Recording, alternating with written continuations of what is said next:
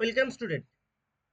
আজকে আমি তোমাদের সঙ্গে কয়েকটি এমসিকিউ নিয়ে আলোচনা করব।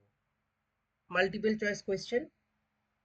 এটি কেবলমাত্র তোমরা যারা ক্লাস 10-এর স্টুডেন্ট তোমাদের জন্য, কেবলমাত্র 10-এর স্টুডেন্ট।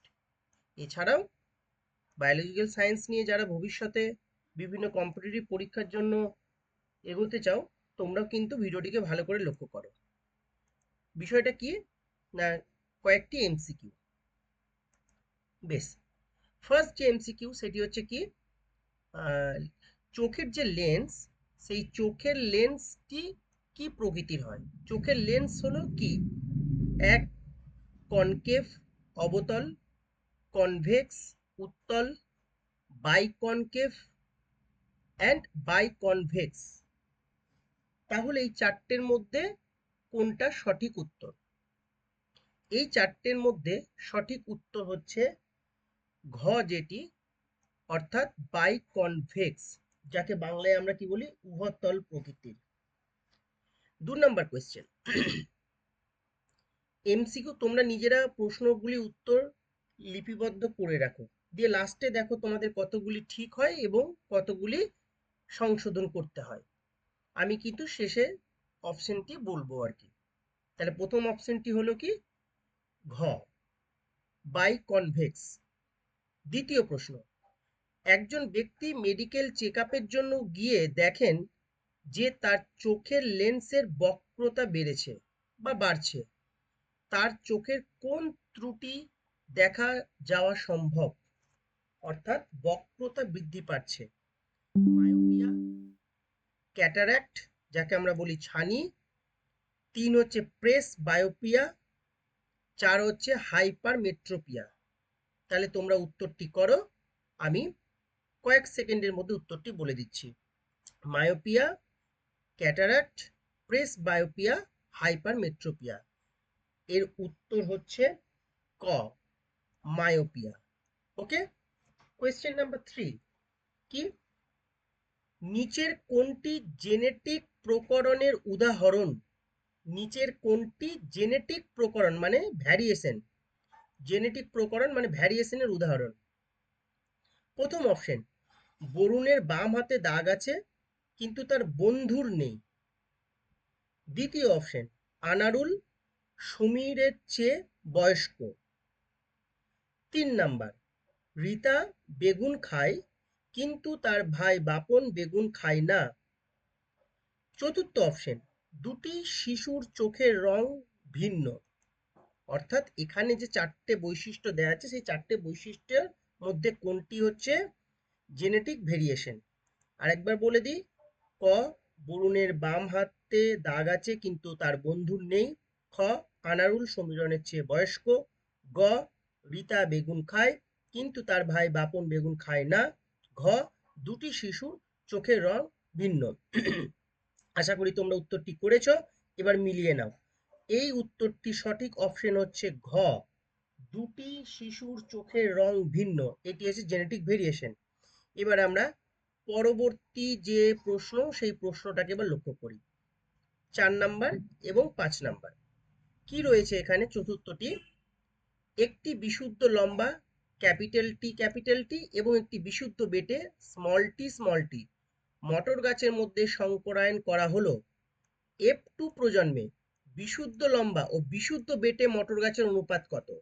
খুব ভালো করে এটাকে লক্ষ্য করো, তোমরা উত্তরটি করো। আমি কয়েক সেকেন্ডের মধ্যে উত্তরটি বলে দিচ্ছি। একটি ক্যাপিটাল টি ও স্মল টি মটর গাছের মধ্যে হাইব্রিডাইজেশন ঘটানো হলো বা সংকরায়ন করা হলো। তাহলে F2 প্রজন্মে বিশুদ্ধ লম্বা অর্থাৎ ক্যাপিটাল টি ও স্মল টি মানে বিশুদ্ধ বেটে গাছের অনুপাত কত হবে F2 তে? F2 তে যে অনুপাতটি পাওয়া যাবে ক্যাপিটাল টি ও স্মল টি, সেটি কি? আশা করি তোমরা করেছো। উত্তরটি মিলিয়ে নাও। উত্তরটি হলো গ, 1:1। 1:1। পঞ্চম যে প্রশ্নটি আছে, মানুষের দুটি ভিন্ন লিঙ্গ ক্রোমোজোম রয়েছে, এক্স এবং ওয়াই। এটা কি ক্রোমোজোমের কথা বলা হয়েছে? লিঙ্গ ক্রোমোজোমের কথা বলা হয়েছে।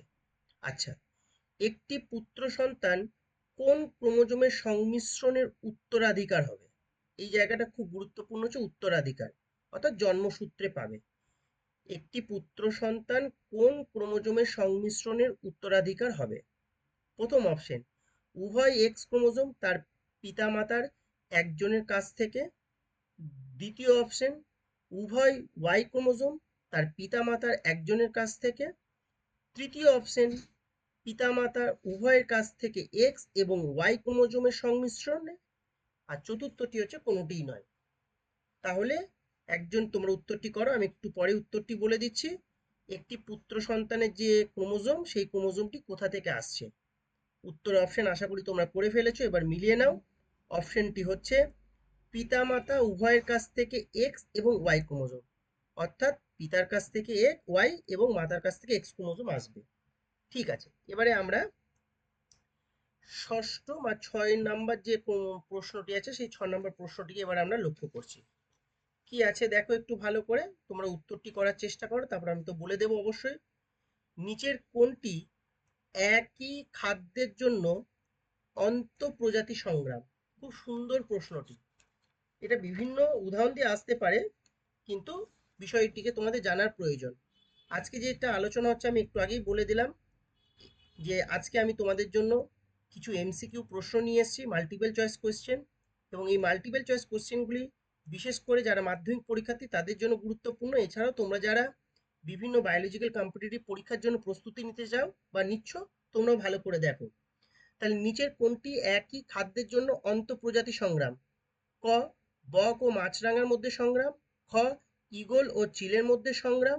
গ, শকুন ও হায়নার মধ্যে সংগ্রাম। ঘ, পুকুরের রুই মাছের মধ্যে সংগ্রাম। তোমরা খুব ভালো করে দেখো। বেশ, তাহলে অন্তঃপ্রজাতি যেটি সংগ্রাম সেটা হচ্ছে কি? সেটি হচ্ছে তোমার ক, যেটি বক ও মাছরাঙা মাছের মধ্যে সংগ্রাম, অর্থাৎ এই ক অপশনটি হলো উত্তর।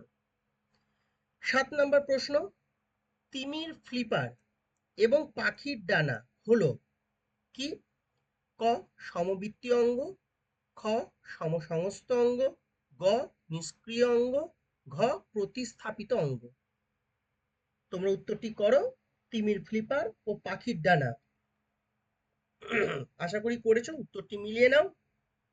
উত্তরটি হচ্ছে সমসংস্থ অঙ্গ। তিমির ফ্লিপার এবং পাখির ডানা হচ্ছে সমসংস্থ অঙ্গ। আজকে যেটা শেষ প্রশ্ন, সেটি হচ্ছে 8 নম্বর প্রশ্ন, জরায়ুজ অঙ্কুরোদ্গম নিচের কোন প্রকার উদ্ভিদে দেখতে পাওয়া যায়? ক, হাইড্রোফাইটস। খ, হ্যালোফাইট। গ, মেসোফাইট। ঘ, জিরোফাইট। তোমরা উত্তরটি করো, আমি এক্ষুনি বলে দিচ্ছি। জরায়ুজ অঙ্কুরোদ্গম কোন উদ্ভিদের বৈশিষ্ট্য?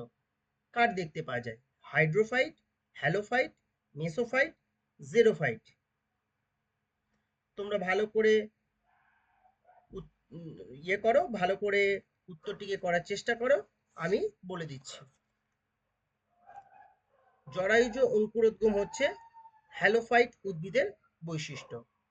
আশা করি তোমরা প্রত্যেকে নিজেরা কতগুলি ঠিক করতে পেরেছো, কতগুলি সংশোধন করতে হয়েছে করে নিয়েছো। আজকে এটাই তোমাদের সঙ্গে শেয়ার করা ছিল। যদি এই সংক্রান্ত কোনো কিছু জানার থাকে, আমায় তোমরা প্রশ্ন করবে কমেন্ট বক্সে, আমি তোমাদের উত্তর দিয়ে দেবো।